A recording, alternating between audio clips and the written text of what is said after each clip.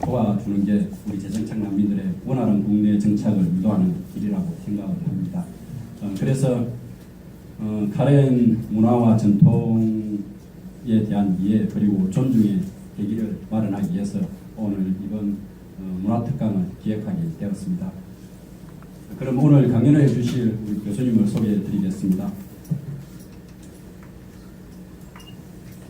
교수님 양력이 상당히 잘하신데요. 제가 간단하게 설명을 드리겠습니다.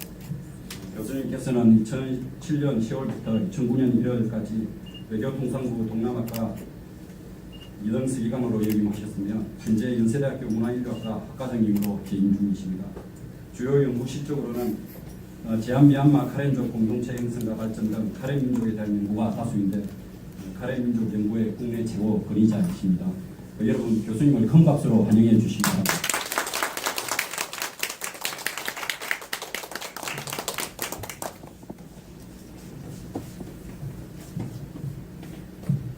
예, 반갑습니다. 방금 소개받은 이상국입니다. 제가 카렌족을 연구해서 박사학위를 받았기 때문에 가끔 이런 생각을 합니다. 카렌족이 나한테 박사학위를 주었다. 내가 카렌족 때문에 밥 먹고 산다. 이런 생각을 하면서 카렌족 관련된 행사가 있을 때 참석해서 카렌족을 알리는 것이 또한 저의 의무다. 그렇게 생각을 하면서 될 수 있는 대로 이와 같은 행사에 재능기부 차원에서 참석을 하려고 노력하고 있습니다. 제가 카렌족을 연구한 계기는 좀 설명할 필요가 있는데요. 90년대 중반, 95년, 96년 이때쯤에 우리나라에 외국인 노동자들이 들어오기 시작했어요. 그때 제가 미얀마 근로자들, 산업연수생 제도 아래에 들어온 미얀마 근로자들을 자원봉사하는 일을 했었어요. 그때는 친족이 줄이었습니다. 친족이라고 또 있거든요. 미얀마 특정 지역에 사는 친족이라고 있었는데 이 친족 사람들을 주로 도왔고 사실 카렌족을 잘 몰랐어요. 미얀마도 그때 잘 몰랐던 시기인데 그 사람들하고 어울리다 보니까 굉장히 정을 많이 느끼게 됐어요. 그리고 마침 제 진로 걱정도 하던 참에 그러면 미얀마에 대해서 좀 더 연구를 해보자 이런 생각을 했습니다. 그래서 미얀마에 무엇이 현안이 될까 생각을 해봤더니 당시 종족 갈등이 심했어요. 종족 갈등에 대해서 연구를 할 생각으로 대학원을 진학을 했습니다. 대학원 진학해서 이제 직접 연구를 진행해야 되잖아요. 그러다 보니 내가 연구할 수 있는 대상이 무엇일까 그리고 지역이 무엇일까 생각을 해보니 카렌족을 연구 대상으로 삼는 게 좋겠다 이런 생각을 우선 했어요. 그러나 연구 지역을 생각을 해봤을 때 당시 미얀마에 들어갈 수 없는 상황이었어요.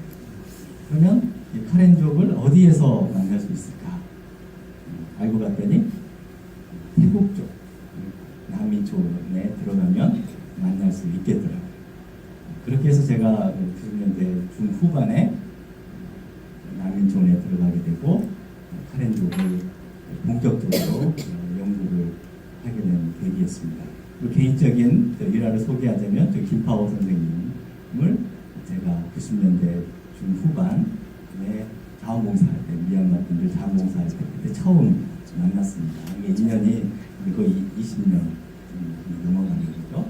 그 사이에 제가 유학 가고 바삐 살고 그러면서 있고 있다가 2, 3년 전에 다시 만나게 되면서 카렌족, 한국에 나와 있는 카렌족들이 어떻게 살아가고 있나 제가 김파오 선생님 통해서 또 전해드릴 수 있는 기회가 있었습니다. 저는 이 카렌족이 한국에 들어온다는 소식을 듣고 깜짝 놀랐어요. 이게 무슨 뜻이 있을까? 무슨 뜻이 있을까? 곰곰이 생각을 해봤습니다. 한국에서는 이 카렌족 그러면 이 한국과 연관성이 그리 잘 떠오르지 않아요. 그러나 외국 사람들에게 영어를 사용하는 사람들에게 카렌 그러면 대부분 코리안이냐 이렇게 오해를 받는데, 그래서 호주나 영국이나 유럽, 미국에 재정착되어 나간 카렌족들이 많거든요. 한 10만 명 이상 된다고 추산을 하는데, 그 사람들에게 카렌 사람이다 그러면 너 코리안이냐 이렇게 물어본대요. 그래서 이 카렌과 이 코리안이 동떨어져 있지 않은, 적어도 그 용어상에서는 그렇게 이해가 돼요. 그래서 그걸 한국 상황에 적용해봤을 때, 야, 뭔가 한국과 카렌 사이에 연관성이 있겠다. 제 나름대로 이런 생각을 해보게 됩니다. 그래서 요즘 계속 카렌 분들을 만나면서 어떤 의미를 찾을 수 있겠는가. 우리는 더 나아가서 한국 사회는 이렇게 카렌족들을 맞아들이면서 뭔가를 배울 수 있을까. 바꿔 말해서 카렌족들은 한국 사회에 어떻게 기여할 수 있을까. 손님으로서, 그리고 혜택을 받은 사람으로서가 아니라 더 나아가서 한국 사회에 뭔가 기여를 할 수 있는 점이 있지 않을까. 그리고 우리는 그들로부터 뭔가를 배울 수 있는 지점이 있지 않을까. 이런 고민을 좀 많이 해보게 됩니다. 그 고민의 이제 첫 시작은 카렌족을 이해하는 데서부터 출발해야 한다고 봅니다. 그래서 강의 제목을 카렌족을 이해하기 위하여입니다. 아직 완전한 이해 상태에 다다른 게 아니죠. 이해하기 위해서 우리는 어떤 노력이 필요할까, 그 차원에서 오늘 강의를 진행해볼까 합니다. 자, 우리는 카렌족이라고 말을 하는데요. 현지 사람들은 이 카렌족이라고 부르지 않아요. 혹시 카렌족을 미얀마에서는 어떻게 부르는지 아세요? 카렌은 영어로 옮기면서 그렇게 표기가 된 거예요. 네, 현지에서는 카렌이라고 안 부르고 떠잉족,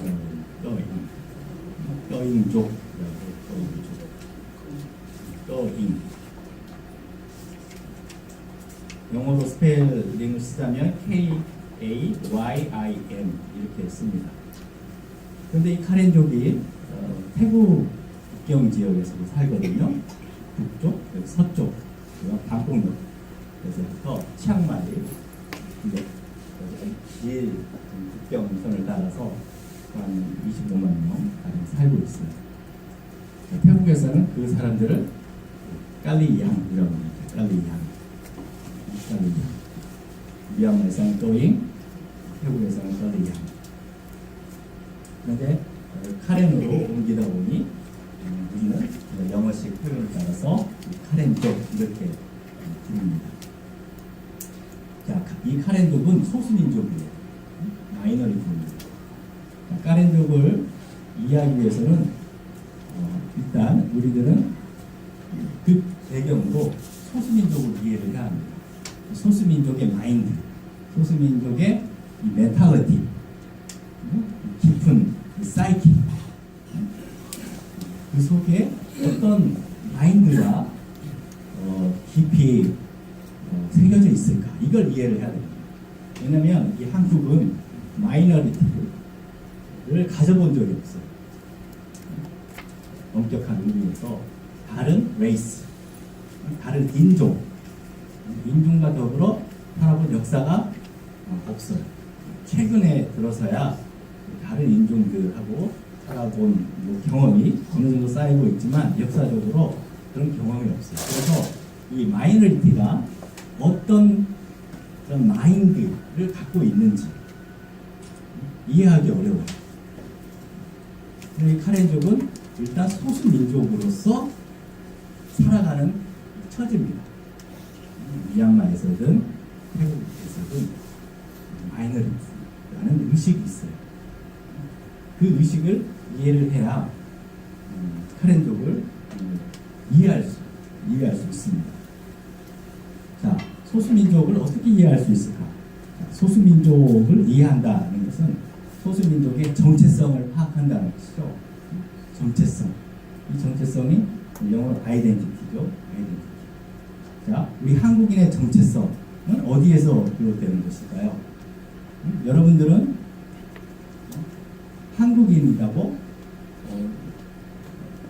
자연스럽게 생각하고 있는데 그 정체성이 어디에서 생겨난 것일까요? 여러분들 살아가면서 별로 그에 대한 생각을 안 해보셨을 거예요. 왜냐하면 그게 너무나 자연스럽기 때문에. 그러나 소수민족은 늘 너는 누구냐? 너는 어떤 정체성을 갖고 있느냐를 항상 질문을 받아요. 그렇기 때문에 이 정체성이라는 것이 굉장히 민감한 문제예요. 주류와 비주류가 나뉘었을 때 항상 주류는 비주류에 대해서 낙인을 찍기 마련이에요. 그래서 구분을 해요. 이거는 인간 사회에서 본질적인 문제와는 구분짓, 그리고 주류의 질서를 비주류에 투입시키기. 이거는 아무리 민주주의 국가라고 해도 벗어날 수 없는 인간 사회의 보편적인 질서 같아요. 자, 그럼 주류의 입장에서는 자연스러워요. 비주류를 구분하고 비주류에 대해서 라벨을 붙이는 거예요. 꼬리표를 붙이는 거예요. 이게 주류는 그렇게 의식을 하지 않고 그런 행동을 해요. 그러나 비주류, 강한 사람의 입장에서는 항상 나는 뭐라고 불리운다. 나는 규정당한다. 그런 의식을 항상 갖고 살아요. 비주류의 마인드에서. 그래서 카렌족은 늘 그걸 의식하기 마련이에요. 나는 왜 카렌족인가? 적어도 카렌족이라고 느끼며 살아가는 사람들은 나는 왜 카렌족인가? 라는 생각을 하기 마련이에요. 자, 그런 생각이 없는 카렌족도 있죠. 그 사람들은 이미 동화된 사람들. 동화됐다? 주류에 동화된 사람들. 그래서 카렌족이든 버마족이든 주류가 버마족이기 때문에 별로 상관하지 않고 살아가는 사람들이죠. 그러나 적어도 나는 카렌족이다. 이렇게 자신의 정체성을 내세운 사람들은 뭔가가 있는 사람입니다. 뭘 통해서 자기의 정체성을 확인하고 내세운가? 언어를 쓸 수 있죠. 카레너. 카레너가 따로 있어요. 자, 그리고 의복. 카렌 전통 옷이 따로 있어요. 여러분 카렌 새 행사 때 오시면 그걸 확인할 수 있어요. 자, 종교. 자, 종교는 좀 논란이 돼요. 카렌족이라고 강하게 느끼면서 내세운 사람들은 기독교들입니다.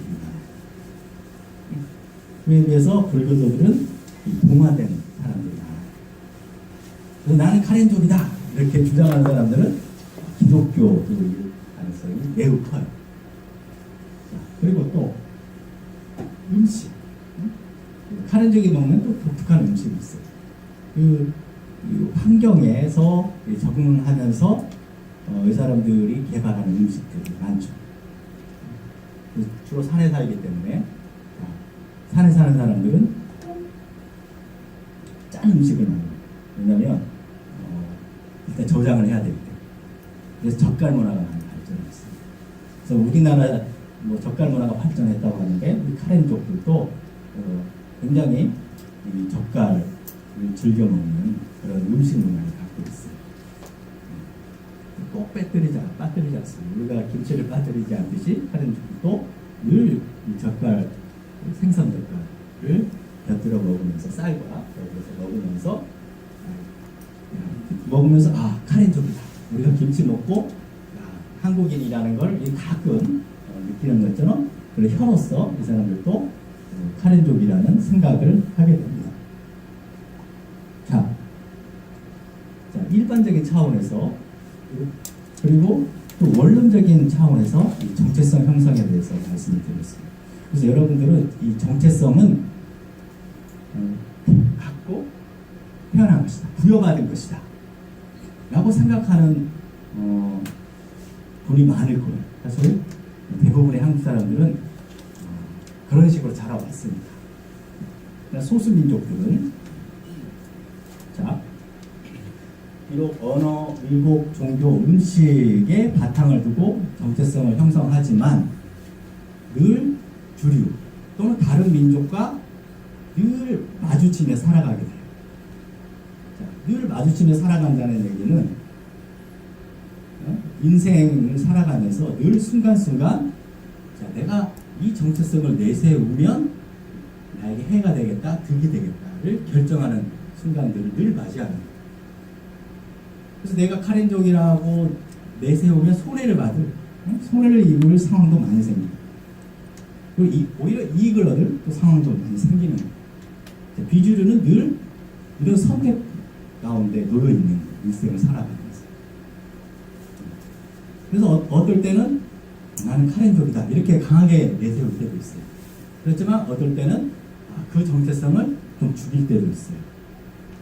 살기 위해서, 생존하기 위해서, 그리고 뭔가의 그런 이익, 혜택을 보기 위해서 그 정체성을 내세우지 못하는 경우도 있어요. 숨길 수밖에 없는 그런 상황도 있어요.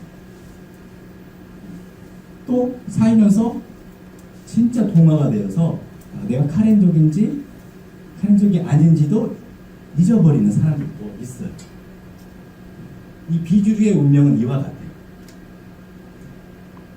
늘 정체성을 강요를 강하죠. 그러면서 카렌족이라고 내세우죠. 그렇지만 늘 그렇게 내세울 수 없는 그런 상황에 늘 부딪히는 거예요. 그러면서 카렌족이 살아온 거예요. 짧게는 수십 년, 길게는 수백 년, 수천 년 그렇게 살아왔어요. 그렇게 살아온 사람들이 이제 우리 땅에 오게 되는 거죠. 자, 이 사람들의 정체성이 어떻게 변화될지 모르겠어요. 이 사람들이 자신의 고유의 언어, 유고, 음식, 종교를 계속 고수하면서 할인적으로 내세울지. 그리고 언젠가는 이 사람들이 한국의 동화가 되어서 카렌족인지 한국 사람인지 모를 정도로 그냥 한국 사람화가 될지 아직 모르겠어요. 그건 여러 조건에 따라서 그 속도가 달라집니다. 카렌족도 그렇지만 한국에 와서 소수민족으로서 살아가고 있는 여정. 거기서도 소수민족이었지만 한국에 와서도 소수민족으로서 살아가고 있어요.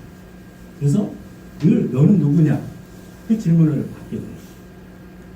자연스럽게 구분을 지어요. 한국 사회는 카렌족에 대해서 자연스럽게 너는 누구냐? 너는 어디에서 왔느냐를 항상 질문해요. 그럼 카렌족은 늘 이 질문에 대답을 해야 되는 그런 처지. 그래서 늘 정체성을 의식하고 살아갈 수밖에 없는 그런 환경에 놓여 있다. 이렇게 이해를 하시면 될 거예요. 그 세팅, 그 배경이 이렇다는 걸 이해를 하면 좋겠어요.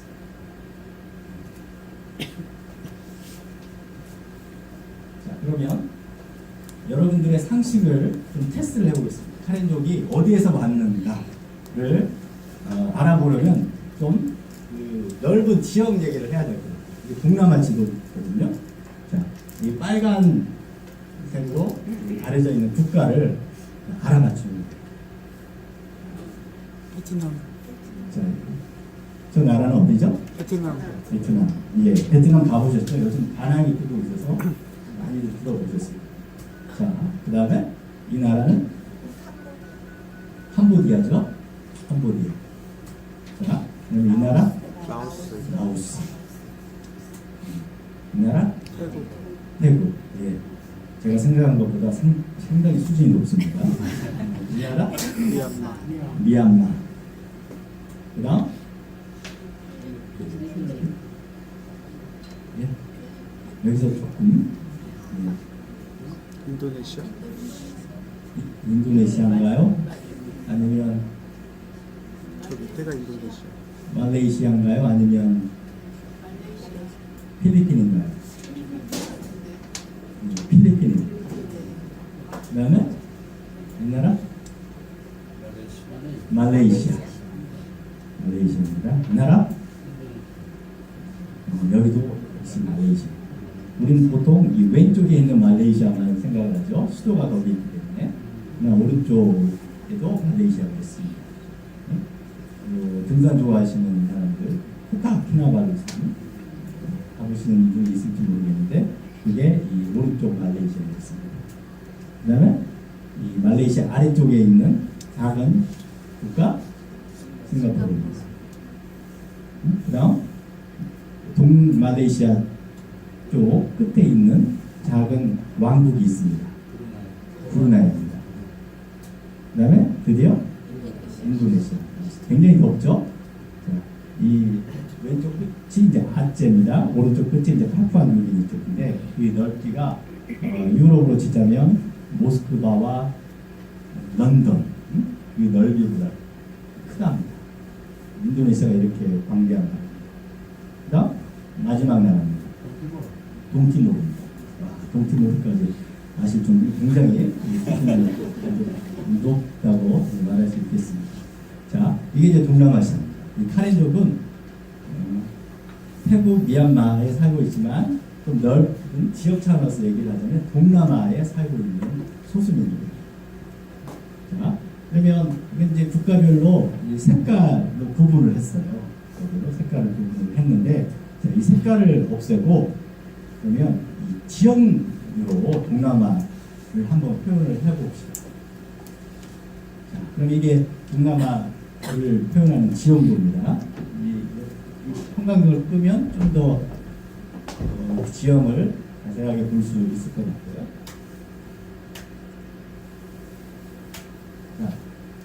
자, 이 지형도를 보세요. 여기는 이제 인도입니다. 그리고 여기가 이제 미얀마고, 태국, 라오스, 캄보디아, 베트남입니다. 자, 이 지형도를 보세요. 자, 그러면 여기서 드러나는 그 특징 몇 가지가 있을 겁니다. 그럼 한번 말씀해 보시죠. 이 지형도를 보고, 예? 산. 그렇죠. 산이 있다는 게 가장 두드러진 특징이죠. 자, 그 산이 어떻게 지금 펼쳐져 있죠? 그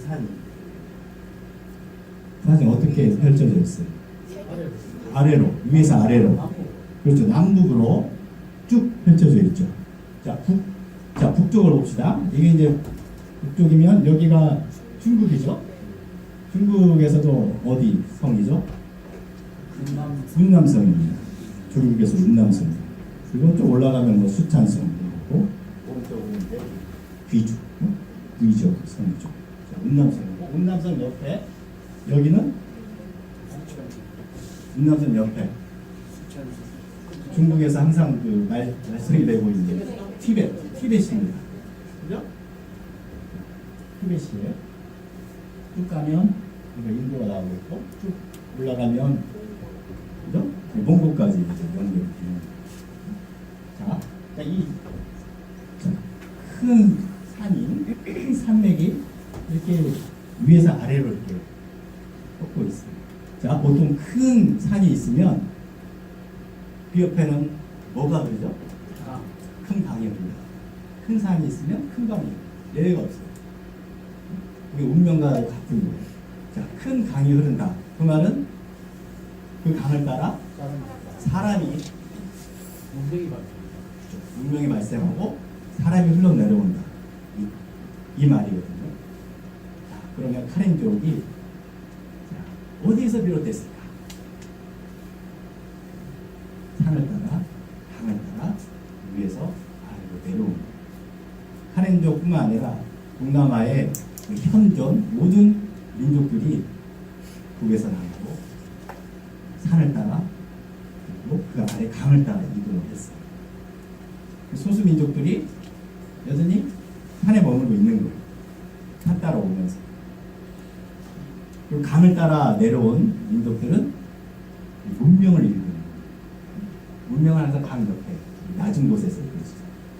그래서 문명을 이룬 중유민족, 버마족, 그다음에 태국의 타이족, 베트남의 비에족, 월족은 강을 따라 내려오면서 그 옆에 문명을 이루고 있어요. 그래서 하노이, 아유타야, 방콕, 그다음에 버강, 그다음에 양곤 이런 쪽에 문명을 이루는 거예요. 자, 소수민족은 자, 내려오면 주류에 편입이 돼요. 그리고 예전에 왕국을 그냥 일궜겠어요? 그냥 국가를 세운 나라들이 어디 국가는 자연스러운 게 아니에요. 가만히 놔두면 국가가 세워지나요? 국가를 세우려면 뭐가 뭐가 필요해요? 결정적으로. 네? 사람하고 땅, 또 그렇죠. 그런 게 필요하죠. 그걸 어떻게 자연스럽게 국가가 모집을 하겠어요? 국가는 근본적으로 포괄적인 정치 조직이에요. 포괄적인 정치 조직. 그러니까 제 말이 아니라 이거는 학술적으로 정의된 용어예요. 국가는 폭력을 독점하고 있는 국가, 정치 조직이다. 그러니까 한마디로 이제 공무원들 많이 계시는데 네? 제일 높은 깡패 조직이다. 쉽게 말해서 다른 작은 단위들은 폭력을 못 쓰게 하고 자기만 폭력을 쓴다. 폭력을 독점하는 집단이 국가다. 이런 게 있어요. 그만큼 국가는 자연스럽지 않아요. 강압적이에요. 그러니까 주류민족은 자, 그걸 해낸 거예요. 그런 강압적인 정책을 써서 사람 모으고 땅 확보하고 식량 키워서 국가를 운영했어요. 소수민족은 편입되든지 아니면 도망가든지. 도망을 어디로 가겠어요? 산으로 가요. 소수민족들이 산에 많이 사는 거예요. 이게 소수민족들이 왜 산에 사는가를 설명하는 유력한 이론입니다. 자, 우리나라는 지리환경상 그렇게 할 수가 없어요. 물론 우리나라도 뭐 예전부터 반란자들이 산으로 가기도 했죠. 계룡산이나 지리산 근현대사를 통해서도 그죠? 40년대, 50년대 좌우 혼란 시기에 산으로 가기도 했죠. 그러나 못 버텨요. 버티지 못해요. 결정적으로.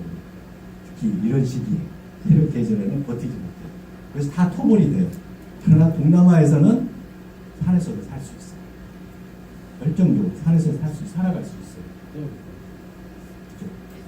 이런 혹한이었거든요. 그러니까 산에서 자기 나름대로 문화를 읽어가면서 살아갈 수 있는 국가는 만들지 못할지라도 이 커뮤니티, 이 마을 단위의 삶을 살아갈 수 있어요. 그래서 소수민족들이 여전히 산에 사는 거예요. 자, 이 전통 시대에는 이 아래에 있는 땅 아래에 있는 국가들이 산을 건들지 못했어요. 대포가 없기 때문에, 뭐 헬리콥터가 없기 때문에 어떻게 산을 가서 정복을 하겠어요? 그래서 놔뒀어요. 저기는 그냥 다른 나라다 생각을 한 거예요. 다른 나라다. 대신 낙인을 찍었죠. 낙인. 미개하다. 그 벌레와 같은 사람들이 저곳에 산다. 낙인을 찍은 거예요. 그렇게 낙인을 찍고서 기록에 남기는 거예요. 실록에 남기는 거예요. 역사는 강자의 편이죠. 실록에 남겨요. 그러다 보니 소수민족이 낙인화되고 미개하다. 식으로 계속 되풀이 되는 거예요. 그런 식으로 현재까지 내려오는 거예요. 이 동남아뿐만 아니라 우리 역사도 그렇게 되어있어요. 우리도 가끔 국가에 포섭되지 않은 사람들을 낙인을 찍고, 이 중국도 마찬가지 대표적으로. 그래서 중국도 초원에 사는 오랑캐다. 다 오랑캐잖아요. 국가에 포섭되지 않는다. 소수민족들이 다 오랑캐가 된 거예요. 동남아도 마찬가지. 그래서 이 카렌족도 그런 오랑캐 취급을 받은 거예요. 국가를 벗어나 있으니까. 그러나 오랑캐 취급을 받아도 카렌족들은 산에서 잘 살 수 있는 거예요. 전통시대까지는 해요. 그러나 현대 들어와서 이제 사정이 좀 바뀌었어요. 국가가 세진 거예요. 국가가 이제 군사기술을 발전시켜요. 그리고 산 위에까지 도로를 깔아요. 그리고 헬리콥터 동원해요. 그리고 폭탄 투하해요.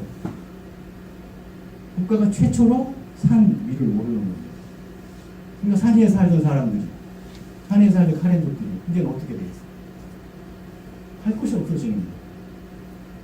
할 곳이 없어지니까 떠나요. 그래서 난민이 되는 거예요. 그래서 국경을 넘는 거예요. 이제 산 위에까지 올라오는 거예요. 이제 카렌족이 셀 때는 산 중턱에다가 또는 산 꼭대기에다가 해방골을 건설했었는데 이제는 도저히 그렇게 못하는 거예요. 그래서 난민이 될 수밖에 없는 거예요. 그 난민촌에서 살던 사람들이 또 이 한국까지 오게 되는 그런 경우. 근데 어떻게 보면 이 지도 한 장이 사람들의 운명까지 설명할 수 있는 거예요. 영어에 이런 표현이 있어요. Geography is destiny. 이게 뭐예요? 지리가 운명이다. 카렌족들이 그런 운명과도 같은 그런 지리 환경 속에서 살다가 또 운명과도 같은 이 한국 사회에 와서 살게 된 거죠. 자, 근데 카렌족은 우리도 이 동남아 지도 한 장만 보여줬는데, 자, 늘 역사는 현재에 만들어지는 거예요. 현재. 유명한 말이 있죠. 이에이치.카의 역사에 보면은 역사는 현재와의 대화이다 라는 게 있어요. 역사는 늘 만들어지는 거예요. 사실 이 카렌족에 대해서 우리가 확실하게 알고 있는 바는 18세기 이후에 그때서야 비로소 역사서에 등장을 하니까. 그리고 더 잘 아는 역사는 현대사. 18세기 이전의 역사는 사실 잘 몰라요. 위에서 아래로 내려왔다, 북에서 남으로 내려왔다는 건 증거가 있죠. 고고학적 증거도 있고 다른 소설인들도 그렇게 내려왔고. 그러나 그마저도 18세기 이전에 돌아가면 희미해요. 자, 그러면 그 이전의 역사는 어떻게 구축하느냐? 현재 만들어야 돼요. 현재.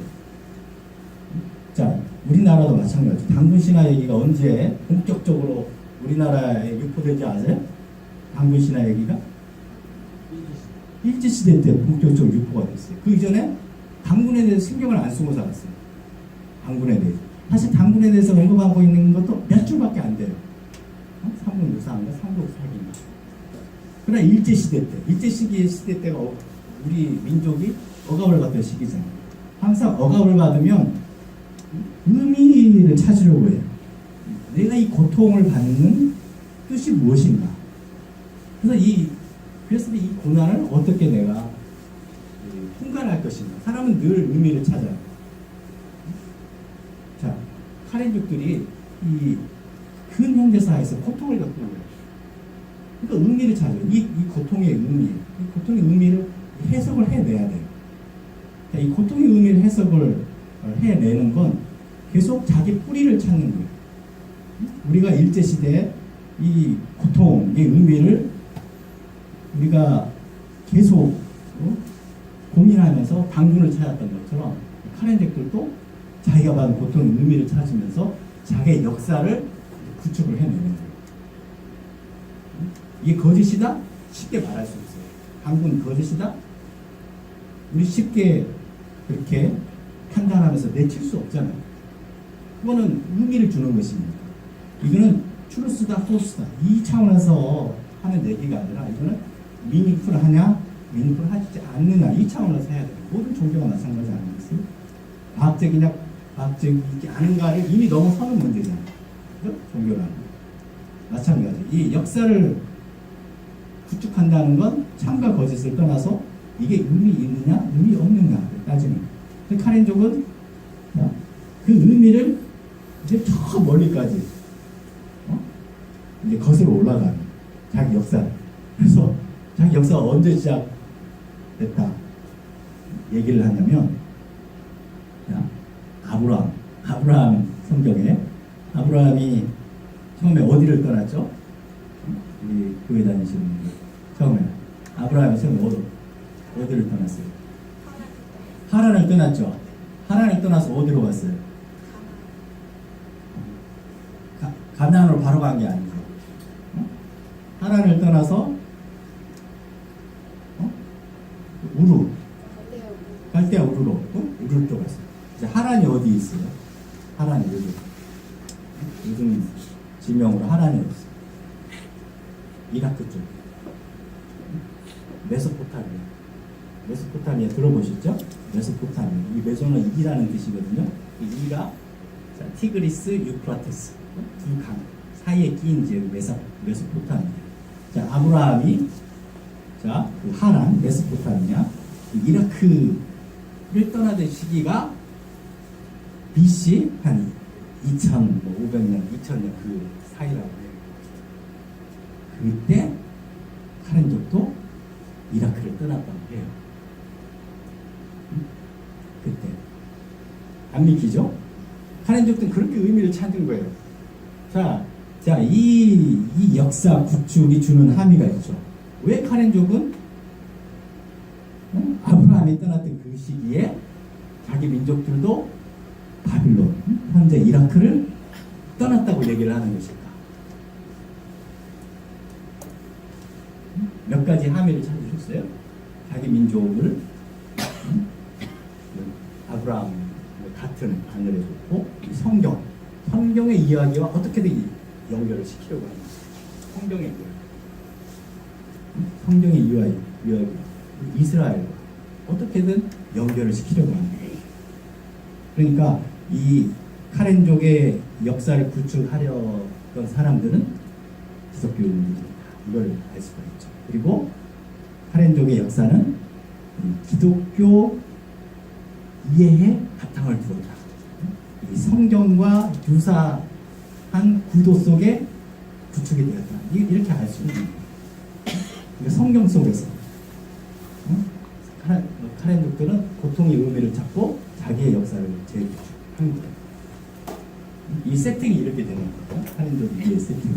자, 그러면 카렌족이 자 바빌론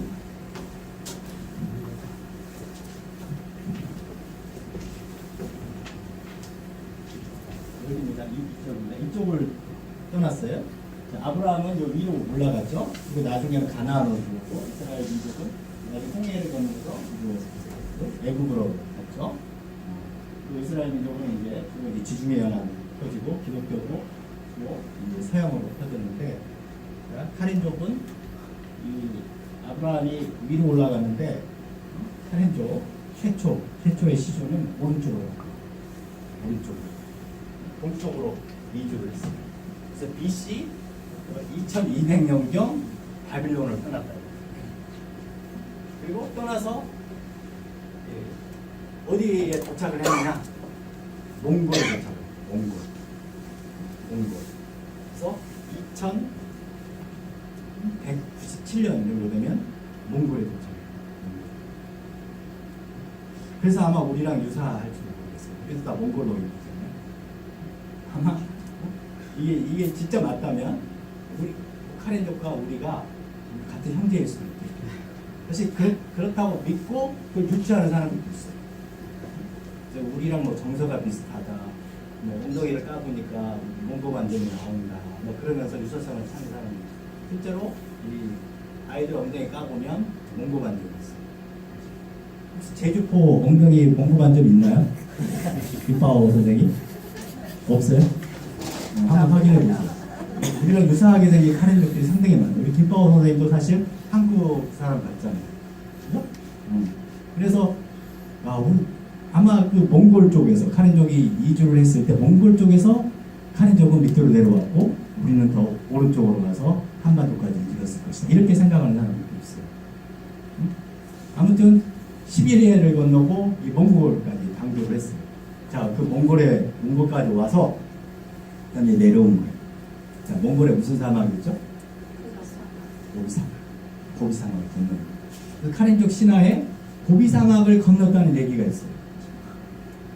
고비 사막을 건너고 고비 사막을 건너서 내려오면 중국 서쪽 오늘날 신장 위구르 동투르크스탄이라고 하는데 신장 위구르 쪽에 일단 도착을 했어요. 신장 위구르. 자, 신장 위구르 쪽에서 더 내려와요.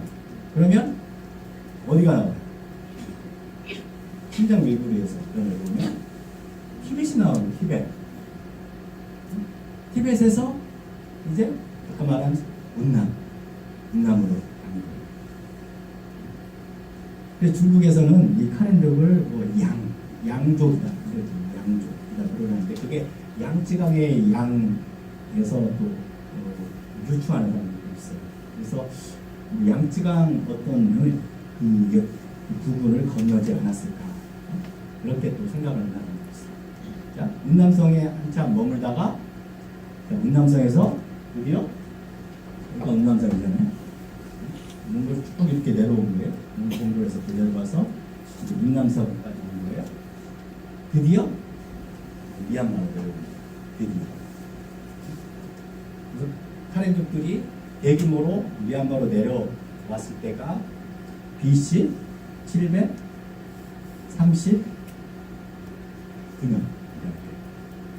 BC 739년. 카렌족 새해 행사를 늘 치르잖아요. 게다가 BC 739에 서기를 더하면 카렌족의 10년 그 횟수가 되는 거예요. 그렇게 해서 카렌족은 자신들의 역사를 그렇게 구축을 하고 있어요. 그래서 미얀마에 최초로 들어온 소수민족이다라는 그런 자부심이 있는 거죠. 그 뒤에 몬족이 들어왔다. 이 몬족은 이제 지도에서 보면 이쪽 몬이라고 돼 있죠. 이 바닷가 안다만해 근처에 사는 사람들 뒤에 몬족이 들어왔다. 그리고 버마족은 한참 뒤에 들어왔다. 이렇게 얘기를 해요. 이제 카렌족 사람들이 주장하는 자신들의 역사입니다.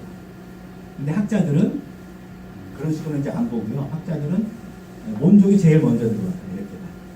몬족이 제일 먼저 들어왔고 카렌족은 일찍 들어오긴 했는데 최초의 이주자는 아니다.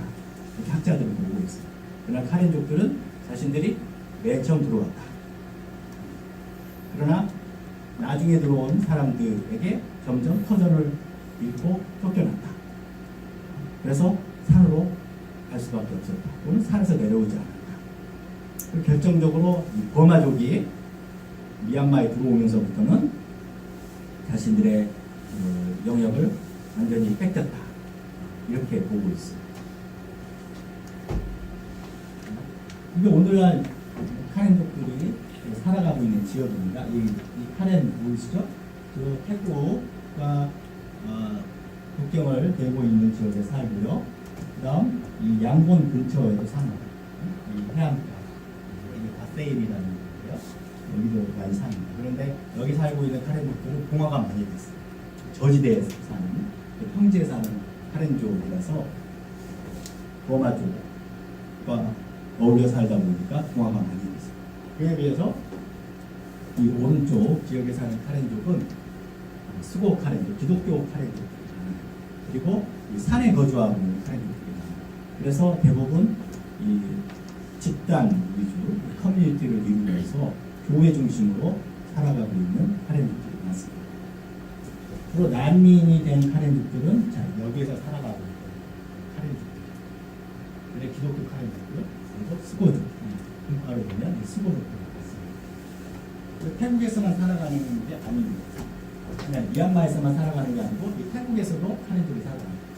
그리고 이 미얀마와 국경을 접하고 있는 곳에서도 역시 카렌족이 살아갑니다. 그러나 이 숫자로 보면 미얀마에는 적게는 300만, 많게는 700만 카렌족들이 살아갑니다. 태국에서는 20만에서 30만 카렌족들이 살아갑니다.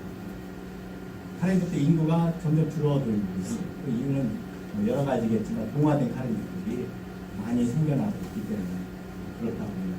이 태국은 사실 소수민족들을 무대하는 정책을 많이 썼어요. 그에 비해서 미얀마는 주류의 언어와 문화를 강요하는 정책을 썼다면 그나마 태국은 소수민족 포용하는 정책을 썼기 때문에 반란운동이 일어나지 않았죠.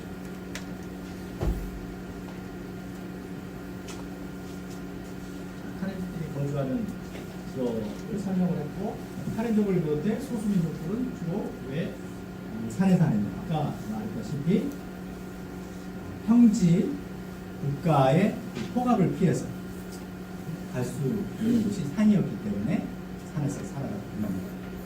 그래서 산에서는 여러 독특한 문화가 많이 나타납니다. 일단 정치 구조를 보면 중앙 집권적인 정치 구조가 굉장히 군권형 정치 구조가 발달되어 있어요. 그래서 누군가 독재자가 등장한다 그러면 가차없이 처단을 합니다. 반란을 일으킨다. 그래서 목숨을 잃은 지도자들도 많고, 그러든지 아니면 뭐 건너편 마을로 도망가든지 건너싸움으로 가면서 작은 분절적인 형태의 사회 구조 또는 정치 구조를 이루면서 살아가는 겁니다. 그리고 이 경작 방식도 아주 독특합니다. 자, 평지에서는 쌀을 재배를 하죠. 산에서는 화전농법을 합니다. 이 화전농법이라는 것이 뭐 정치적으로 보면 지배를 피하기 위해서 화전농법을 했다. 쉽게 옮겨 다니기 위해서 국가가 들어서 국가가 침입해 오는 것을 피하기 위해서 화전농법을 그 사람들이 의존했다. 이런 해석을 하는 사람들이 있어요. 그리고 이 산에서 키우는 작물 중에 또 대표적인 게 이 구근 작물, 감자와 고구마 같은 것이거든요. 이 또한 피하기 위해서 일종의 도피 작물이다. 이렇게 보는 사람입니다. 왜냐하면 산에 왔을 때 묻혀 있으면 쉽게 드러나지 않잖아요. 그러니까 국가의 그런 탈취를 피할 수 있다. 그리고 이 땅 속에 있으면 저장이 쉽잖아요. 언제든 다시 와서 캐먹으면서 삶을 연명해 나갈 수 있었다. 이렇게 보는 사람입니다. 소수민족들은 아무튼 이 산에 살면서 국가와 거리두기를 시행했던 거죠. 그래서 그마저도 통하지 않게 된 거죠. 그래서 산에서 삶을 살아갈 수 없게 되면서 난민촌으로 갈 수밖에 없는 그런 사태에 이르게 된 거죠.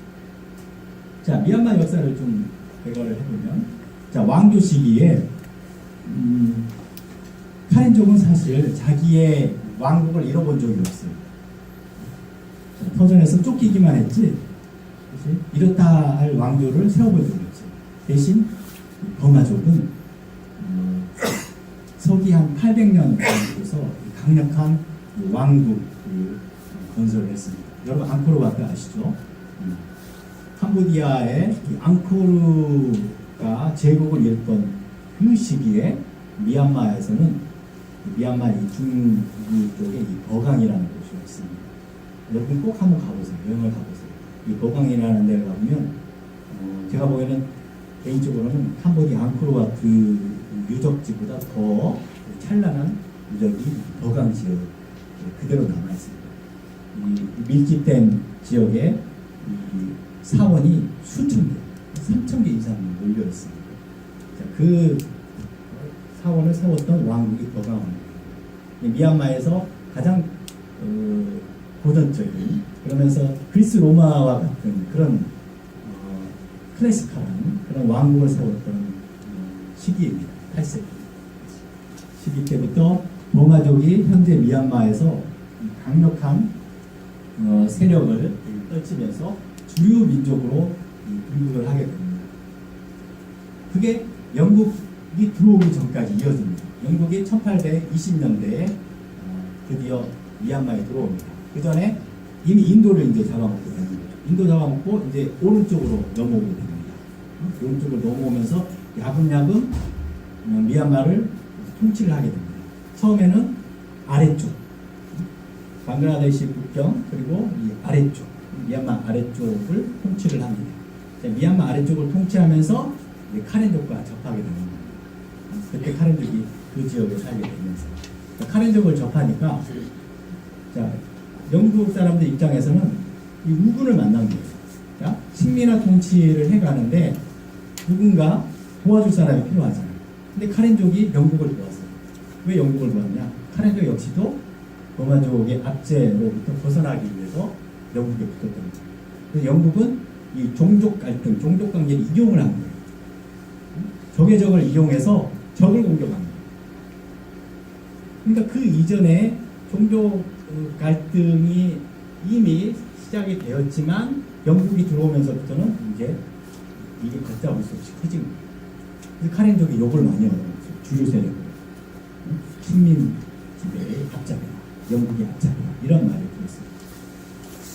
자, 영국이 식민 지배를 1947년까지, 1820년, 1947년, 거의 한 120년. 1880년에는 이제 오늘날의 미얀마 전 지역으로 이제 식민 통치를 하게 됩니다. 자, 이 과정에서 사실 카렌족들이 우대를 받았어요. 카렌족이 승승장구했습니다. 좋은 시절을 만납니다. 어떻게 보면 친형파예요. 우리가 친일파처럼 카렌족이 친형파예요. 그 사이에 이 버마족은 계속 반란 운동을 했어요. 해방투쟁을 한 거죠. 그러니까 이 사회가 얼마나 안 좋았겠어요. 그래서 카렌족은 또 그 시기에 대부분 기독교로 개종을 하게 됐어요. 미국 선교사들이 자유롭게 선교 활동을 하면서 카렌족을 개종을 시켰어요. 카렌족 자신들이 갖고 있는 이 신화가 나중에 말씀드리겠지만 이 성경 이야기와 아주 유사했어요. 그래서 미국 선교사가 와서 성경 이야기를 들려주자 이 사람들이 이건 신화가 성취됐다 이렇게 받아들이면서 집단적으로 개종을 했어요. 자, 우리 기독교화가 되니까 자, 식민 당국 입장에서 더 이 사람들을 쓰기가 편한 거예요. 종교마저 같으니까. 고위 인사가 됐어요. 그리고 식민 군대의 고위급 장성으로 카렌족들이 성장해 나갔어요. 사실 식민 군대를 운영하면서 주류민족, 버마족 사람들에게는 군이 될 수 있는 기회를 주지 않았어요. 우리 일제시대 때도 마찬가지로 한국 사람이 일본군에 들어가는 걸 일본 사람들이 좀 꺼려했대요. 왜 그랬겠어요? 반란이 일으키고 총 주면 반란이 일으키고 그래서 믿는 사람에게만 총을 주고 군사로 만드는 거예요. 믿는 사람에게. 영국은 카렌족을 믿었어요. 그래서 인구 구성을 보면은 카렌족이 뭐 10%도 안 돼요. 그러나 군대 구성을 보면 거의 절반을 해요. 카렌족을 비롯해서 이 기독교화된 이 까친족이라든지 친족이라든지 이런 사람들이 영국 식민 용병의 주류 자원이 된 거예요. 그러면서 하는 일은 이제 버마족을 어떻게 해야 되나 그러니까 탄압하는 그런 일을 했던 거죠. 그러니까 식민지배 받기 전에는 버마족이 카렌족을 탄압했는데 식민통치 시기에는 오히려 이제 상황이 역정된 거예요. 그러면서 해방을 맞이하게 됐어요. 일본이 들어오게 되고 그리고 1945년 되면 일본이 항복하게 되면서 형식적으로 영국이 승리를 하게 되고 영국은 이제 미얀마를 독립을 시켜주잖아요. 근데 독립을 시켜줄 때 버마족에게 실권을 줬어요. 버마족에게. 왜 버마족에게 실권을 줬느냐? 왜 카렌족이 아니라 버마족인가? 이 버마족의 이 민족 운동가들이 굉장히 똑똑했어요. 그래서 일본이 들어올 때는 일본 편에 섰어요. 일본이 해방시켜준다고 약속을 했거든요. 그래서 현재 아웅산 수지의 아버지 아웅산이거든요. 우리의 김구와 같은 그런 문화예요. 그래서 아웅산이 처음에 일본 편에 섰어요. 독립을 시켜준다고 약속을 했기 때문에. 그리고 사실 일본이 승승장구했어요. 그래서 동남아 전 지역을 휩쓸고 미얀마도 사실 거의 다 휩쓸었어요. 인도까지 가려고 했는데 인도와 미얀마 국경적 인팔이라는 곳에서 일본이 괴멸을 당해요. 그래서 인도까지 못 갔어요. 그렇지 않았더라면 인도도 일본의 점령지가 됐어요. 아무튼 딱 미얀마에서 그쳤어요. 근데 일본이 처음 약속과 달리 해방을 안 시켜주는 거예요. 계속 참아라. 왜냐면 일본은 당시 전쟁 완수를 계속 해야 했기 때문에 쉽사리 자치권을 주지 않았어요. 그래서 이 민족 지도자들이 일본에 실망을 하고 나중에는 영국 편에 섭니다. 그리고 전쟁이 진행되는 형세를 보니까 영국 편에 서는 게 훨씬 유리하겠다고 생각을 한 거예요.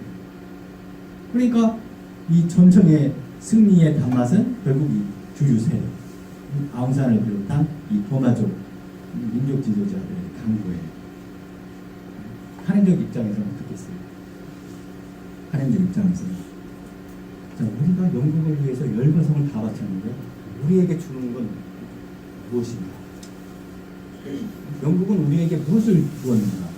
우리 목숨까지 바쳤는데 1차 세계대전 때 1915년 18년 이때 우리는 터키까지 가서 목숨을 바쳤는데 그리고 2차 세계대전 때 우리는 끝까지 미얀마에 나가서 영국 편에 서면서 게릴라 활동을 벌였는데 영국이 우리에게 주는 건 무엇인가? 실망을 합니다. 대실망을 했어요. 고아가 됐다. 이렇게 표현해요. 호가 잊혀졌다. 대실망을. 그래서 사실 카렌족이 독립협상이 이루어질 때 영국 런던까지 갔어요. 영국에 쫓아갔어요. 쫓아가서 당시 수상 바틀리에 수상 바지카렌을 진짜 붙잡고 우리에게도 국가를 주십시오. 우리에게도 우리 이렇게 당신들을 위해서 목숨을 바쳤습니다. 우리 국가를 주십시오. 이렇게 요구를 했어요. 당시 영국의 여론도 카렌족이 우호적이었어요. 그러나 자, 그렇게 할 수 없죠. 상황을 어떻게 카렌족에게만 국가를 줄 수 있겠어요? 상황이 복잡해요. 국가를 줄 수 없는 이유가 몇 가지 있어요. 그 중에 대표적인 게 카렌족만이 살고 있는 지역이 없는 거예요. 아까도 보시다시피 지도에서 보시다시피 카렌족은 동쪽에도 흩어져 있고 이 서쪽에도 흩어져 있어요. 그리고 양군에도 흩어져 있고. 그래서 도대체 카렌족에게 국가를 준다면 어디에 줘야 하는가? 이 결정을 못하는 거예요. 게다가 카렌족에게만 줄 수 없잖아요. 다른 소수민족에게도 줘야 되는 거죠.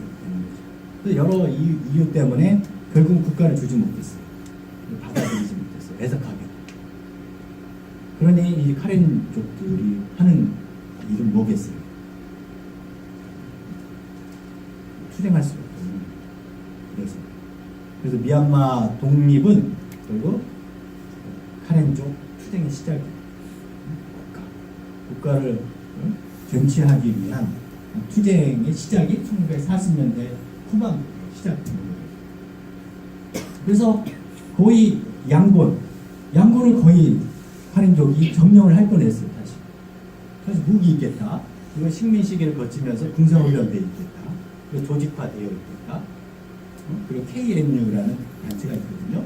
카렌 내셔널 유니언. 자신들에게 정부처럼. 요즘도 이제 KNU가 사실 대표 기구처럼 미얀마 정부와 협상을 해요. KNU, 카렌 내셔널 유니언. 그 기구가 47년도에 세워졌어요. 그러니까 대표 기구도 있겠다. 조직력 가지고 있다. 그래서 거의 양본을 거의 점령하다시피 했어요. 그러나 결국은 이 쫓기면서 동쪽으로 몰리게 됐어요.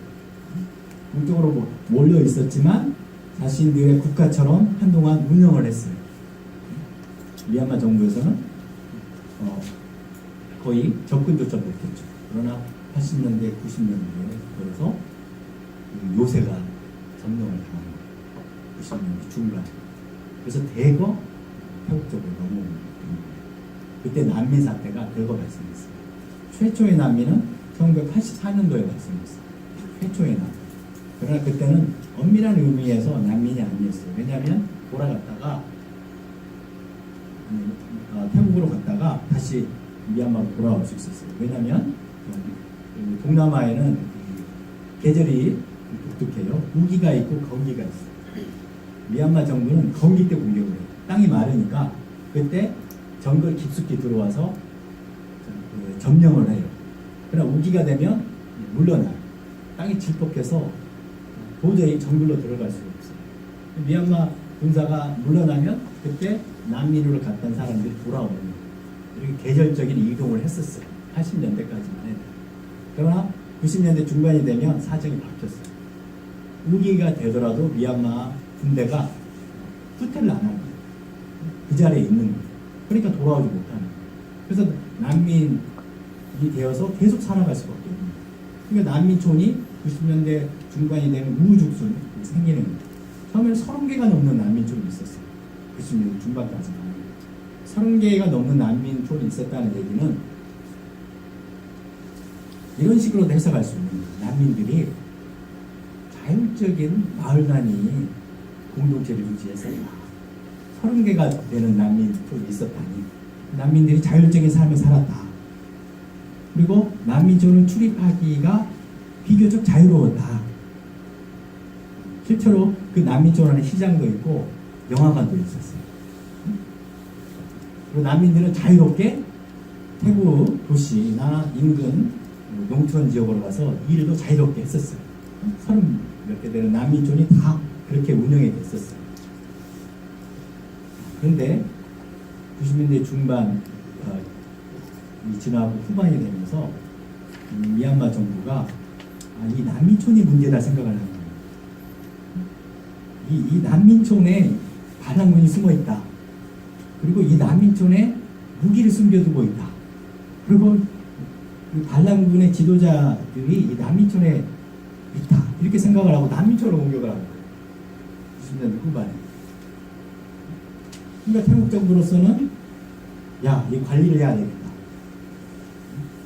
자, 이렇게 30개가 넘는 난민촌을 그대로 뒀다가는 위험하겠다.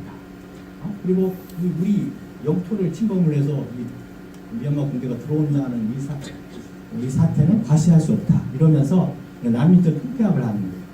통폐합. 그래서 9개로 줄어들게 되고, 그래서 나중에 오늘날은 7개까지 줄어들게 됐어요. 그래서 멜라 캠프, 지금 우리 1기, 2기, 3기가 주로 온 이 멜라 캠프가 그때 난민촌의 수도 캐피탈로 성장을 하는 거예요. 처음에는 한 4,000명, 5,000명 가량의 규모였어요. 멜라 캠프가.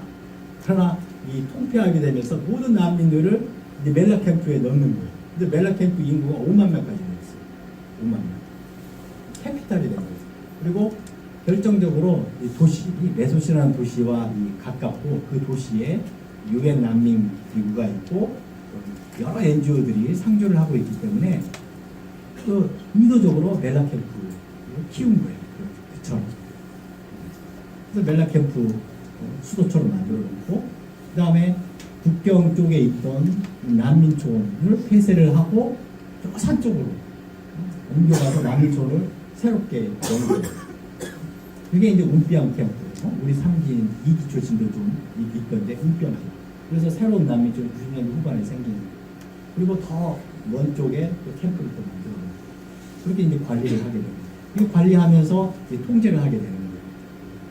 관리하고 통제하면 난민들이 어떻게 살아가요? 관리하고 통제하면 결국 외부 지원에 의존해서 살아갈 수밖에 없어요. 외부 지원에서. 처음에 난민들은 나 한 달 있다가 돌아갈 수 있겠지 이렇게 생각을 했었어요. 그러나 10년이 지나고 20년이 지나고 30년이 지나가고 그 사이에 아이들은 난민처럼 태어나고 자라고 그 고향의 난민이 되는 거예요. 어른들은 자신들이 살아왔던 그런 생계 방식을 이제 다 잃어버리고 이제 NGO의 식량 그거에 의존해서 살아갈 수 없는 그런 굉장히 의존적인 삶을 살아갈 수밖에 없는 거예요. 희망이 안 보이는 거예요. 이 상황을 타개를 해야 하는데 어떻게 타개를 하겠어요? 그래서 유엔이 그래서 재정착 난민 제도를 시행한 거예요. 처음에는 유럽이 나섰어요. 미국이 나섰어요. 호주가 나섰어요. 그리고 일본이 나섰어요. 그리고 이제 한국까지 나섭니다. 지금 스토리가 이렇게 진행되고 있는 거예요.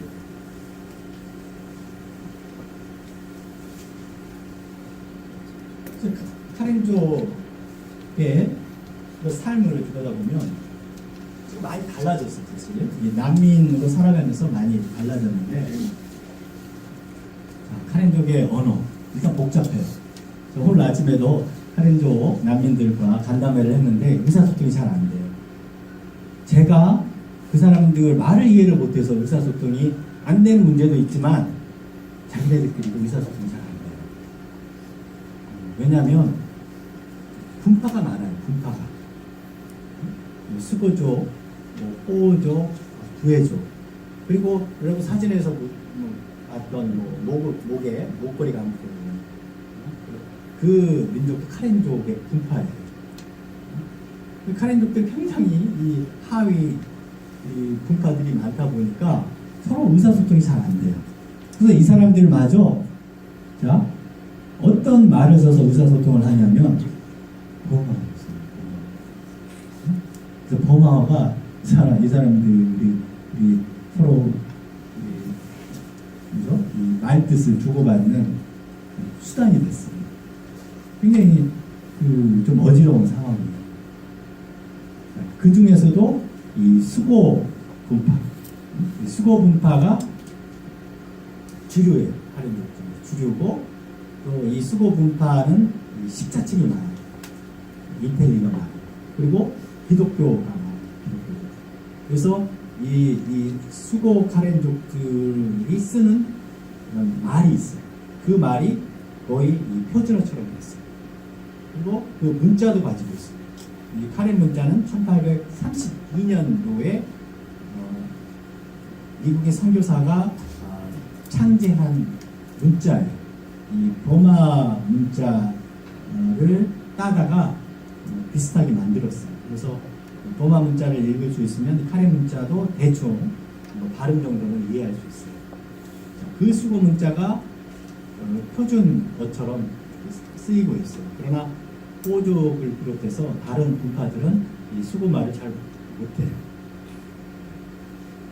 그래서 카렌 새해 행사 때 가보면 카렌 새해 행사라고 알리는 언어를 세 가지 정도 써요.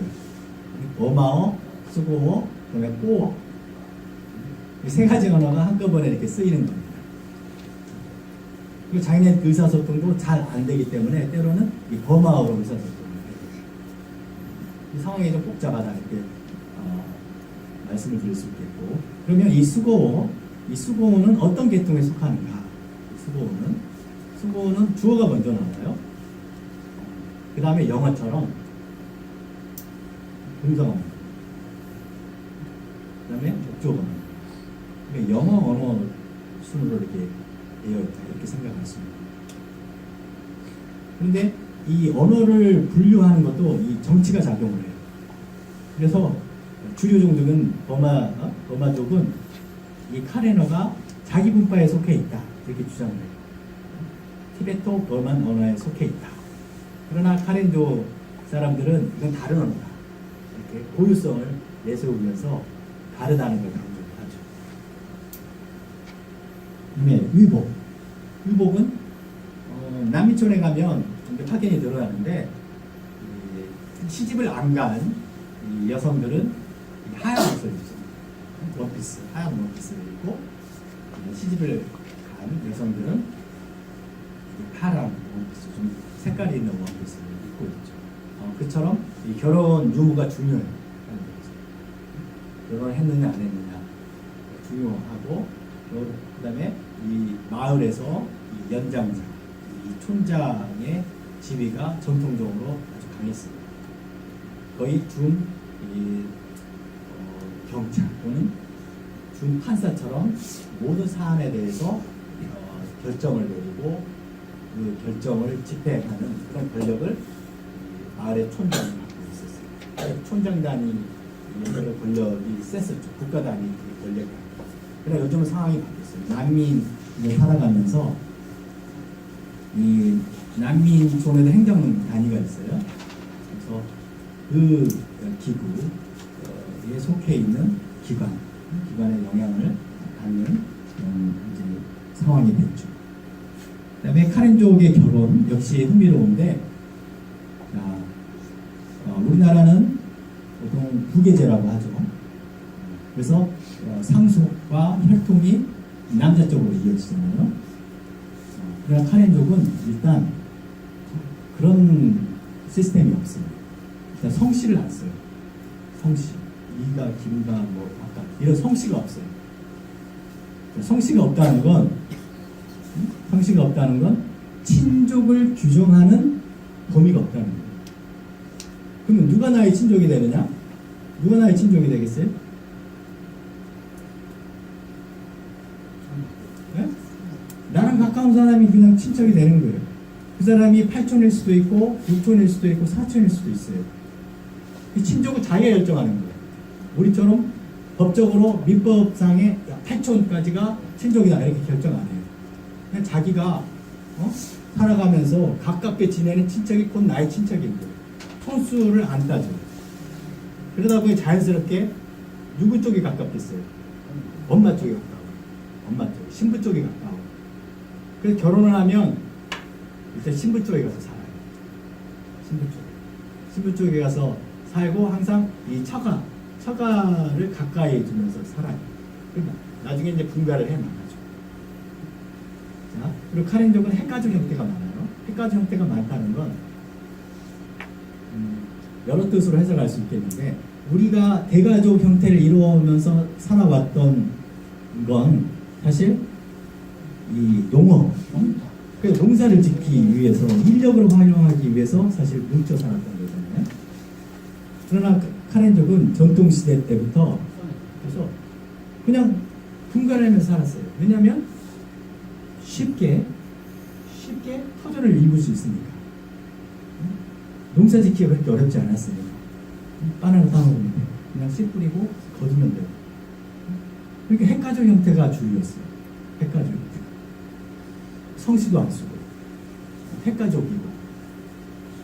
그러다 보니 뭐 우리처럼 그 집안이 막 억누르는 그런 부담들 그런 게 없어요.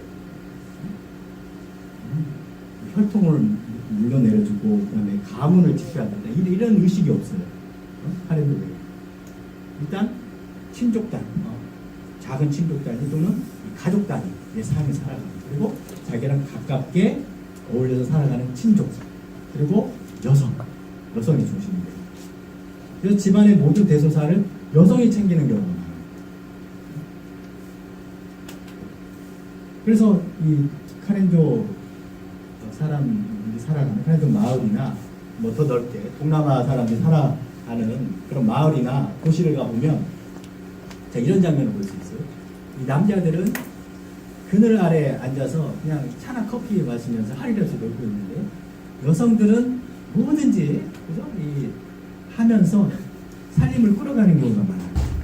그런 걸 보고 있으면 저로서는 참 부럽다. 한심하다는 생각은 안 들고 참 부럽다. 나도 저렇게 살아봤습니다. 그죠? 그늘 아래에서 그래서 차 마시고 그죠? 커피 마시면서 여유롭게 살면 얼마나 좋을까. 그처럼 이 카렌족 여성들은 굉장히 생활력이 강해요. 집안의 대소사를 책임져요. 부계쟁이가 아니니까. 부계쟁이가 남자가 그만큼 부담이 없는 거예요. 여성이 대신 집안의 대소사를 책임지고 꾸려나가요. 우리 김바우 선생님의 그 능력, 그 생활력도 아마 그런 문화적인 배경 아래에서 이렇게 자라났어요. 그 부모를 누가 모시느냐? 부모를. 자, 다른 소수민족들은 동남아의 소수민족 일반적으로 부모를 누가 모시겠어요? 어린다?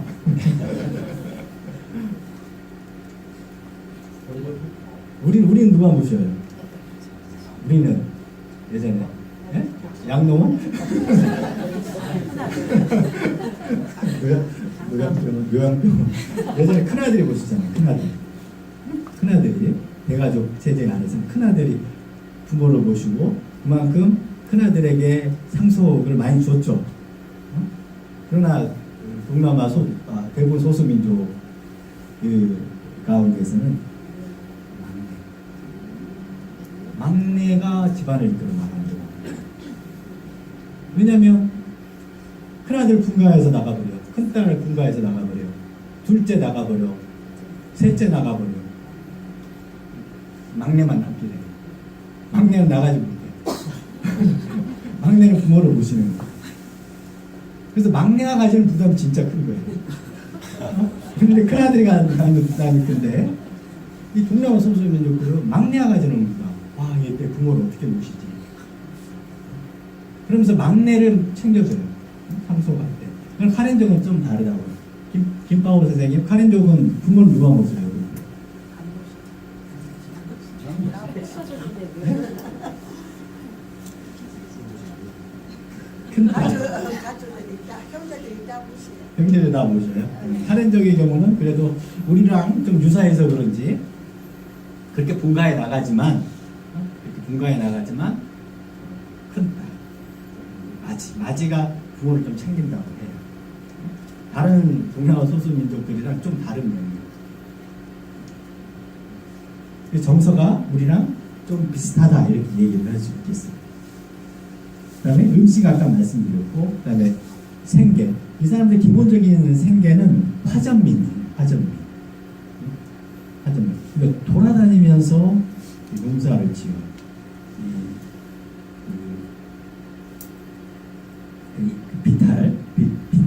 비탈에 불을 지르고 재를 이제 퇴비 삼아서 그 위에다가 벽실을 뿌리고 일정 정도 시간이 지나면 이제 추수를 하고 그러면서 또 이동을 하는 거예요. 한번 추수를 하면 그건 또 묵히고 그러면서 이 여러 비탈들을 이동해 나가면서 농사를 지어요. 그래서 어떤 환경 운동가들은 카렌족들이 환경을 침해하는 파괴하는 사람들이다 이렇게 가끔 비난한 사람도 있어요. 그러나 자세히 따져놓고 보면 굉장히 생태지이긴 그런 농사분들이 전혀 살림을 해치지 않고 살림을 보호하면서 침식시키지 않으면서 굉장히 지속 가능 농사를 짓는 거예요. 그리고 우리처럼 토지를 집약적으로 이용하면서 토지의 질을 해치지 않아요. 예전에 우리 농사 지을 때 한 논에다가 봄에는 보리 심고 가을에는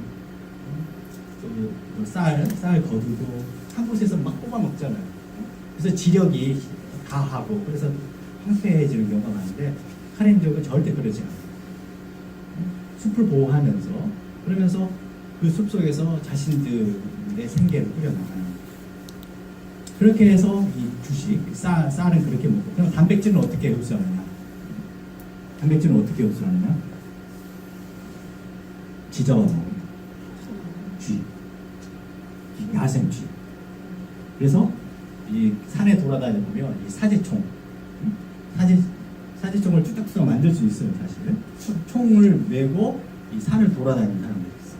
그 쥐 나오면 쥐 사냥해서 그걸 단백질 삼아서. 저도 산에 가다가 그 무리를 만났어요. 그 무리를 만나고 총이 신기해서 만져보다가 방아쇠를 당기는 거였어요. 방아쇠. 다행히 총구가 다른 쪽으로 향해 있어서 그렇지 일행에게 총구가 향해 있었으면 저 정말 이 자리에 못 설 겁니다. 그처럼 이 사람들은 이 총을 갖고 다니면서 사냥하기를 즐겨요. 생계 방식이. 그렇게 사고도 많이 나요. 총기 사고 많이 나요. 규제가 안 되니까. 쥐를 잡아먹고 가끔씩은 원숭이 잡아먹고 야생 원숭이. 그래서 원숭이 고기는 먹어봤어요. 원숭이. 근데 저는 별로 맞지 않더라고요. 즐겨요. 이게 사육을 해야 부드러운데 그냥 야생 원숭이는 즐겨요. 그래서 별로 이렇게 좋아하진 않는데 그런 식으로 이 단백질을 채우고 그다음에 이 젓갈 아주 짜고 매운 젓갈을 먹으면서 오래 먹을 수 있는 또 식량을 비축하기도 하죠. 이 사람들의 종교는 기독교인데 기독교가 들어오기 전에는 이 샤머니즘 정령 숭배를 믿었어요. 불교도들도 기본적으로 이 정령 숭배자, 애니미스트 이렇게 보시면 돼요. 그래서 이 사람들은 모든 이 현상을 이 정령, 스피릿, 우리식으로 하자면 하여튼 무슨 신이 있는 거 37개 되는 신이 있어요. 기본적으로 이 신들은 악해요. 37개 되는 신들을 자기가 체계를 자기 나름대로 체계를 만들어서 정했어요. 그 중에 딱 한 신만 착한 신이고 36개 신은 나쁜 신이에요. 그래서 인간의 모든 그런 기륭 화복이 다 이 신들의 작용 때문에 발생한다. 이렇게 믿어요. 정령 숭배자들. 그리고 불교도들도 그렇게 믿는 경우가 많았어요.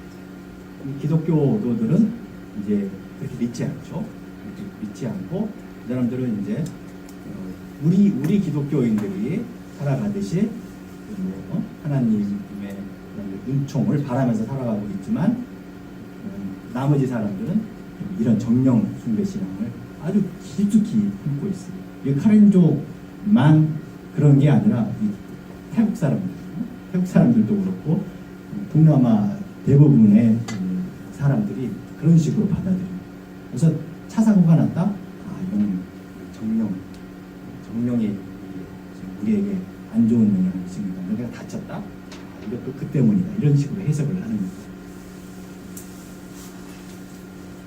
자, 카렌족의 성격과 이 정서를 말씀드릴 텐데, 여러분 카렌족을 지금 카렌족과 마주해 보신 분들이 느꼈을 테지만 굉장히 온순해요.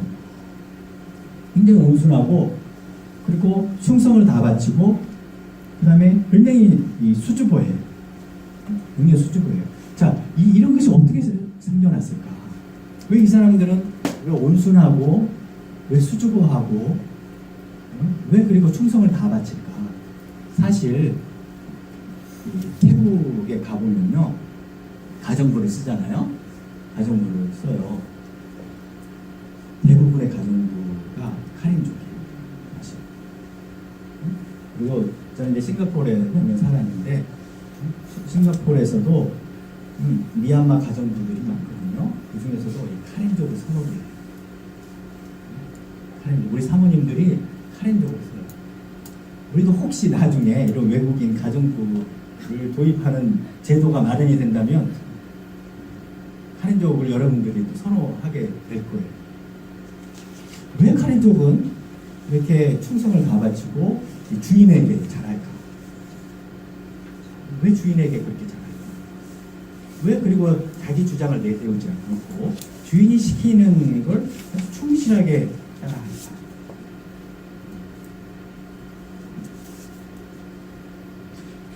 어쩌면 그래서 카렌족들이 국가를 이루지 못해서 강했더라면 자기 주장을 강하게 내세우고 뭔가 좀 머리를 쓰면서 지략을 부렸더라면 이 사람들도 국가를 이뤘겠죠. 근데 이 사람들은 미얀마에 들어온 때부터 그냥 물러났어요. 몬족이 왔다? 그냥 물러났어요. 몬족에게 터전을 물려줘. 그냥 물러났어요. 고마족이 왔다? 물러났어요. 이 사람들은 싸우려고 하잖아. 물러나요. 대결을 싫어해요. 이게 이 개인 사회도 미치는 인간관계예요. 그래서 갈등 상황을 이 사람들은 만들기 싫어해요. 그래서 싸움이 날 것 같다 그러면 피해요. 그래서 멀리 가요. 그래서 가서 그래서 산에 가는 거예요. 산까지 갔어요. 그래서 그냥 갈등 상황을 안 만들려고 산에 가는 거예요. 그러니 그렇게 수줍음, 그 다음에 이 물러남, 이 충성됨, 이런 것들이 이제 복합적으로 어울리다 보니까 이게 이제 하나의 성격이 되는 거예요. 집단적인 성격이 되는 거예요. 집단적인. 부모가 그렇게 사니까 자식들도 또 부모 따라서 그렇게 살아가고 있고, 거기서도 그렇게 사니까 또 여기서도 또 그렇게 살아가게 되는 거예요. 좀 어떻게 보면 안타까운데,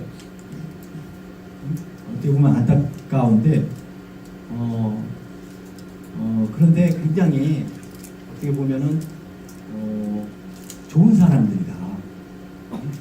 굉장히 좋은 사람들이다. 그리고 그의 평화를 사랑하는 사람들이다.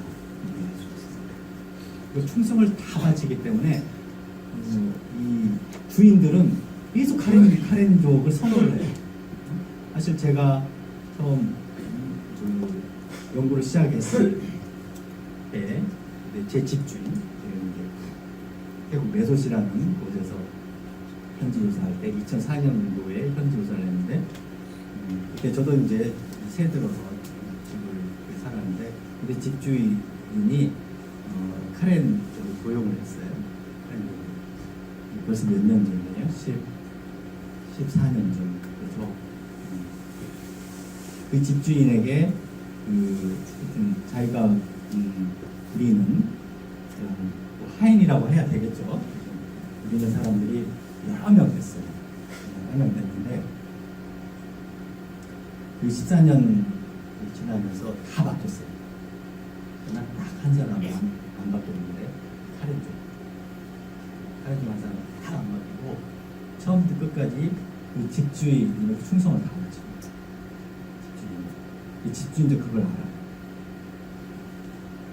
그래서 영국이 그래서 카렌족을 더 썼을 수도 있어요. 충성을 다하지. 그래서 믿고 맡기는 거예요. 그래서 믿고 총도 주는 거예요. 그래서 카렌족이나 몬족은 잘 돌아가요. 머리가 잘 돌아가요. 그래서 이 몬족을 데리고 쓰는 이런 사람들은 굉장히 골치 아파요. 자주 떠난다고 그래요. 좀 일 시킬만 할 정도 되면 그냥 월급을 더 많이 주는 데 있으면 그냥 떠나거든요. 근데 카렌족은 다른 데서 아무리 월급을 많이 준다 해도 그냥 그 자리에 있대. 이해 못할 상황이죠. 우리로서는. 그게 충성을 다 받지. 그러니까 영국이 그래서 카렌족을 많이 등용을 했어요. 그래서 로얄 카렌이라고. 로얄 카렌. 아주 충성스러운 카렌.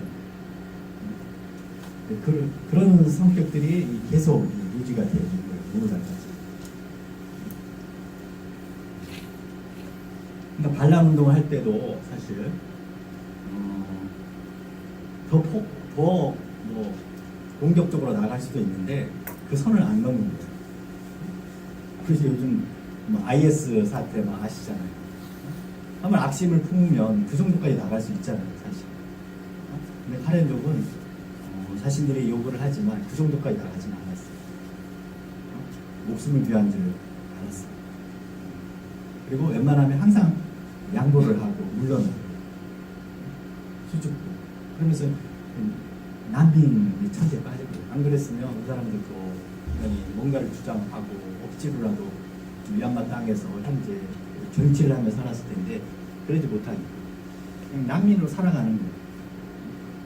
그게 이제 여기까지 와서도 그런 정서, 그런 멘탈리티가 아직까지 있는 거예요. 그래서 고민은 많은데 말을 못하는 경우가 있어요. 그걸 헤아려 줘야 돼요. 이제 우리가 할 일은 이 사람들이 정말 착하고 순수해요. 그렇다고 고민이 없는 건 아니에요, 사실. 말을 안 할 뿐이에요. 그래서 속으로 사귀는 거예요. 그러니까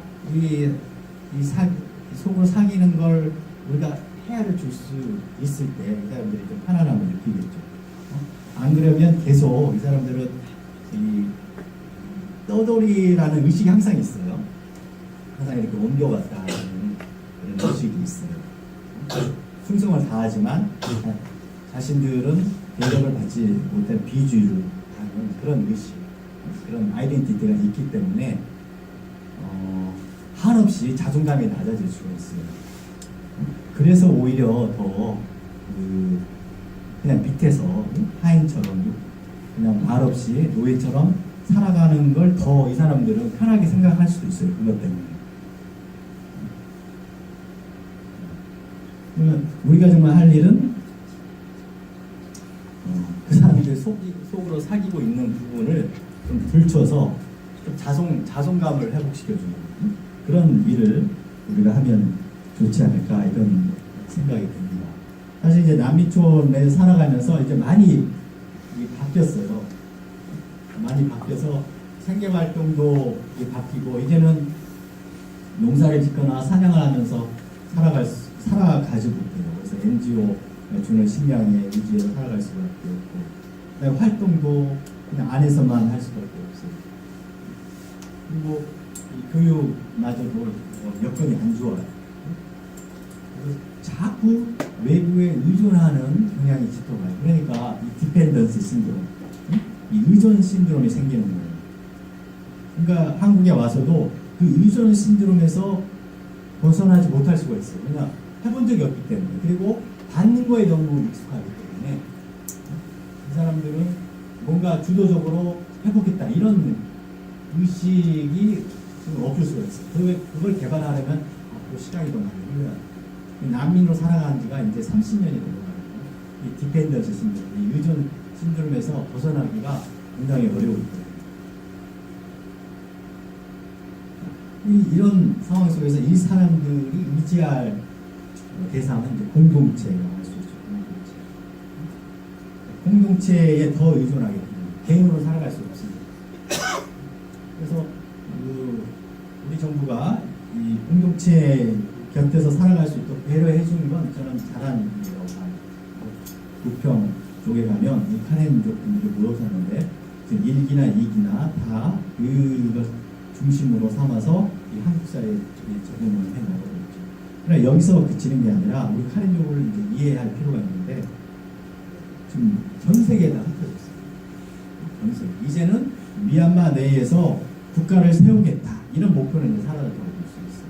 이 사람들 가족들 친척들 그다음 마을 사람들이 전 세계에 흩어져서 지금 이렇게 살아가고 있는 형편이라고 볼 수 있어요. 국경지대가 센터가 되면서 유럽, 미국, 한국, 일본, 태국, 미얀마 이렇게 살아가면서 이제는 이 사람들의 바운더리가 이제 넓어졌어요. 어떻게 보면은 이 사람들의 세계관이 이제 국가를 넘었어요. 우리는 여전히 우리의 세계관은 한국에 머물러 있는데 이 사람들이 이미 이동하기로 결정을 했잖아요. 한국으로 오기로 결정을 했어요. 한국으로 오기로 결정한 건 한국이 좋아서 결정한 건 아니에요. 유럽으로 가고 싶었어요. 호주로 가고 싶었어요. 미국으로 가고 싶었어요. 이미 이 사람들의 의식 속에는 다른 나라가 있어요. 한국을 왜 선택했느냐? 자녀 때문에. 자녀 때문에. 자녀 교육시키기 위해서. 그리고 다른 나라에서 받아주지 않기 때문에 그냥 뭐 대안이 없고 해서 한국으로 오게 된 경우가 많아요. 자, 이 말은 이미 이 사람들은 여러 나라를 품고 살아간다는 거예요. 실제로 자기 친척들이 호주에 있어요. 미국에 있어요. 그럼 어떻게 연락하느냐? 핸드폰으로. 스마트폰으로 이 페이스북을 통해서 일상을 주고받으면서 살아가요. 그러니까 한국에서 살아가지만 그리고 한국에 적응하기 위해서 살아가지만 이 사람들은 세계 시민이 되고 있다. 이걸 생각을 해야 돼요. 그러니까 이 사람들에게 한국인 되라. 한국 문화가 최고다. 무조건 한국과 일본 축구 대표팀이 경기를 열리면 무조건 한국팀을 응원해라. 이렇게 강요만을 할 수 없어요. 물론 이 땅에 살아가면서 적응을 해 나가야 되겠지만 이 사람들이 이미 세계관이 넓어져 있고 그리고 자기 친척들이 이런 곳에서 살아가기 있기 때문에 그곳의 삶이 어떻다는 걸 다 알아요. 한국 사회를 비교할 수 있어요. 이 말은 한국 사회가 어떤 점이 안 좋다, 어떤 점이 좋다라는 생각을 이 사람들이 할 수 있다는 거예요. 그러니까 우리가 좀 겸손해질 필요가 있죠. 우리가 우리 것은 좋은 것이야 하면서 이 사람들에게 강요해서는 안 돼요. 이 사람들이 편안하게 살아갈 수 있도록 적어도 호주나 미국에서 살아가는 사람들이 누리는 그런 혜택, 그런 자율성, 그런 민주성 이런 것들 이 사람들이 바꿀 수 있도록 우리가 배려를 해줘야 돼요. 그런 서구 국가에서 살아가는 사람들이 편안하게 느끼는 건 왜겠어요? 민주주의 그리고 시민의식이 발달하고 개인의 자유가 보장받기 때문에 선호하는 거 아니겠어요? 우리도 마찬가지예요. 우리도 우리나라에 왔다고 해서 막 강요하는 게 아니라 그 사람들이 자기의 삶을 살아갈 수 있도록 개인, 인디비주얼, 개인이 자기의 뜻을 펼칠 수 있고 자기 하고 싶은 걸 할 수 있도록 배려를 해줘야 돼요. 그래야 이 사람들은 한국 사회가 그런대로 좋은 사회구나. 내가 비록 유럽에는 가지 못했지만, 내가 호주는 가지 못했지만, 그래도 이 한국에서 내가 내 자유를 누리면서 카렌족으로서 정체성을 좀 당당하게 드러내도 그냥 편안하게 살아갈 수 있구나. 이걸 느낄 수 있도록 해줘요. 안 그러면 늘 비교를 해요. 페이스북을 통해서 야 호주에는 이런 일이 있더라, 미국에는 이런 일이 있더라. 이런 비교를 해요. 자, 비교하기 시작하면 자, 우리가 왜 불행해요? 비교를 하기 때문에 불행해요. 비교를 안 할 때는 그냥 살아갈 수 있어요. 그러나 페이스북을 통해서 누구 맛있는 거 먹는 거 사진을 올려두고 뭐 좋은 여행지 간 사진을 올려두면 괜히 그죠?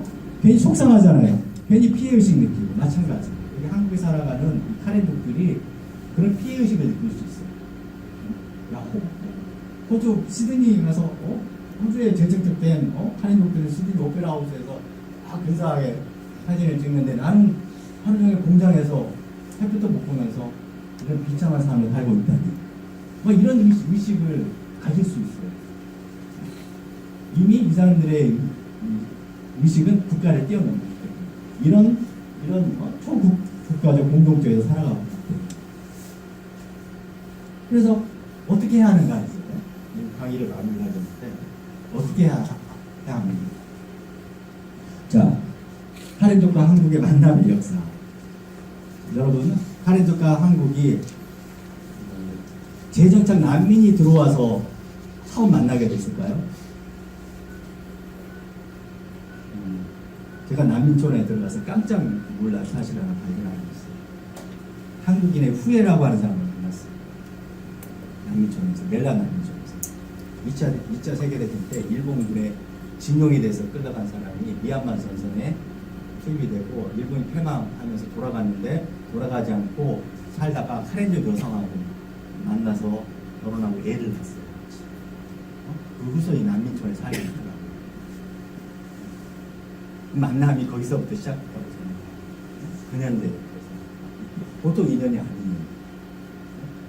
그 만남을 지금 1기, 2기, 3기 재정착 난민이 이어가고 이게 우연이 아니라고 봐요. 우리도 뭔가 의미를 찾자면 그런 식으로 의미를 찾아가면서 한국과 이 카렌족이 이렇게 만나게 된 게 결코 우연이 아니다 라는 생각을 우리는 할 수 있겠죠.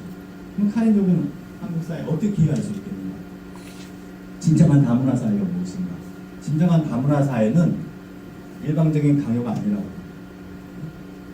일방적인 강요가 아니고 진정한 다문화 사회는 마치 샐러드처럼 그 그릇을 담고 있는 용기는 한국 사회지만 그 사이에 카렌족도 있고 뭐 타이족도 있고 뭐 버마족도 있고 그러잖아요. 각각의 재료가 살아있는 이런 음식, 이 샐러드가 진정한 다문화 사회. 그걸 우리 찌개 만들듯이 국 끓여서 다 없애버린다? 그러면 안 될 것 같아요. 마치 용광로에 넣은 것처럼 불순물을 다 없애버린다? 그렇게 안 돼요. 미국이 그렇게 하려고 무던히 애를 썼어요.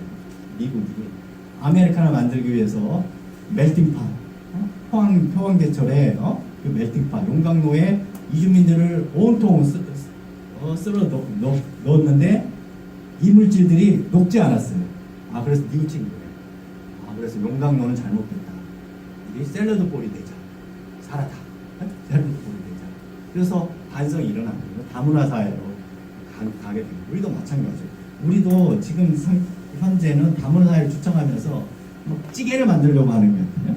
다 그 재료들을 다 녹여버리려고 하는데 그 욕심을 버려야 돼요. 카렌족은 우리 한국 사회에서 샐러드 볼처럼 하나의 독특한 맛과 재질을 유지하고 있는 사람들이다. 이런 식으로 다가가야 돼요.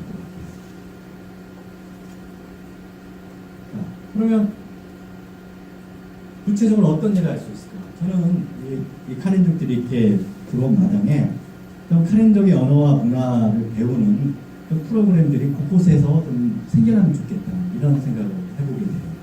그래서 이 안에서 이 센터 안에서도 그런 프로그램을 개최를 하면 카렌족들이 교사가 되는 거죠. 우리가 배우고 위치를 좀 바꾸면서 좀 역전시키면서 카렌족이 좀 주체로서 좀 등장하는 그런 계기가 마련이 되면 좋겠다 이런 생각을 해봅니다. 그리고 그러려면 채널이 필요하잖아요.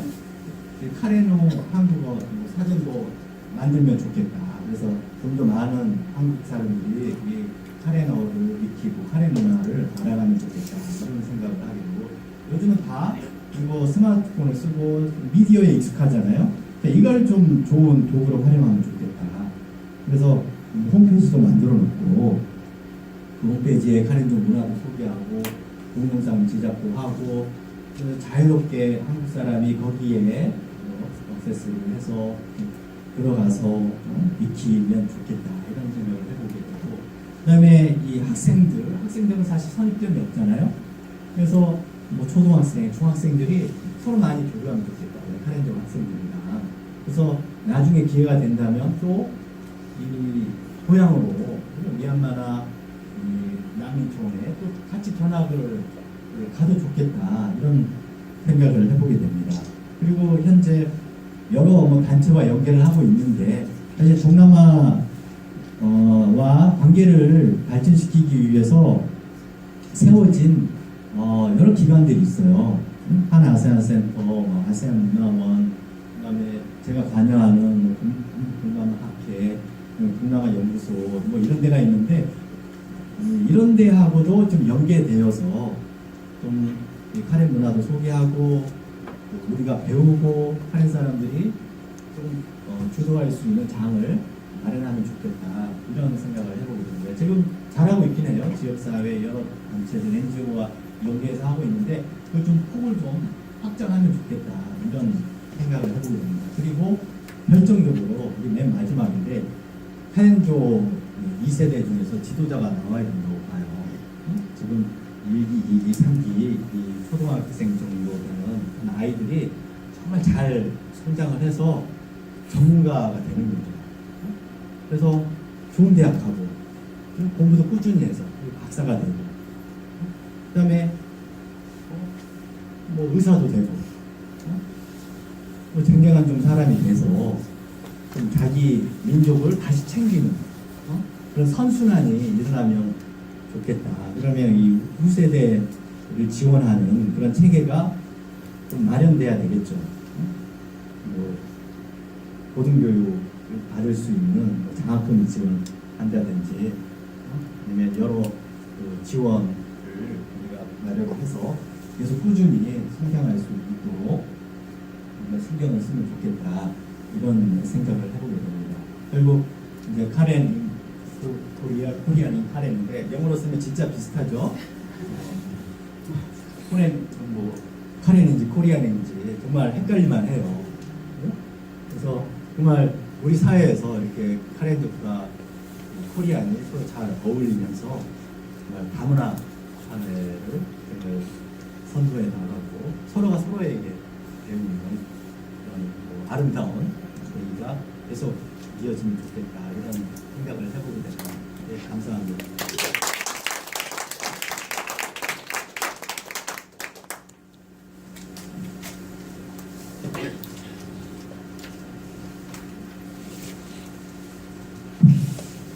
오늘 정말 유익한 말씀 많이 해주신 교수님께 다시 한 번 더 큰 박수